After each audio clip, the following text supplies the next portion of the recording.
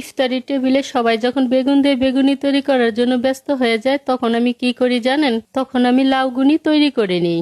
বাজারে কিন্তু বেগুনের অনেক দাম। আমি খরচ বাঁচাতে এবং অ্যালার্জির হাত থেকে বাঁচার জন্য এই লাউগুনিটা তৈরি করে থাকি। এতে করে খরচও বেঁচে যায়, আবার খেতেও কিন্তু অনেক মজার। আমি কিভাবে তৈরি করে থাকি সেই রেসিপিটি আজকে আমি শেয়ার করছি। বাজার থেকে লাউ এনে লাউয়ের বুটার যে শক্ত অংশটা, সেই অংশটাকে আমি নিয়েছি। তারপর খোসাটাকে ছিলে পাতলা পাতলা করে কেটে নিয়েছি। আমি আমার পছন্দ মতো কেটে নিয়েছি, তবে বেগুনের মতো কিন্তু কেটে নিতে পারবেন। এখন ব্যাটার তৈরি করে নিব। তার জন্য বাটিতে নিয়ে নিচ্ছি বেসন, তারপর দিয়ে দিচ্ছি কর্নফ্লাওয়ার। কর্নফ্লাওয়ারটা দিলে হবে কি, এটা অনেকক্ষণ পর্যন্ত মচমচে থাকবে আর খেতেও ভালো লাগবে।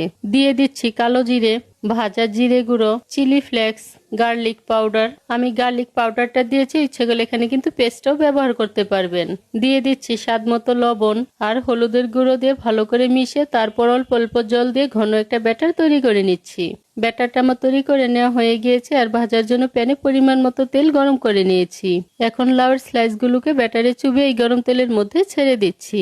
তারপর চুলার আঁচটা মিডিয়ামে রেখে লালচে করে ভেজে নিচ্ছি।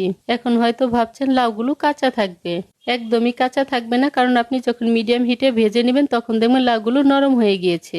দুই পাশে লালচে করে ভেজে নেওয়া হয়ে গিয়েছে, এবার তেল থেকে তুলে নিচ্ছি। তারপর কিছু চিলি ফ্লেক্স ছড়িয়ে পরিবেশন করে নিয়েছি।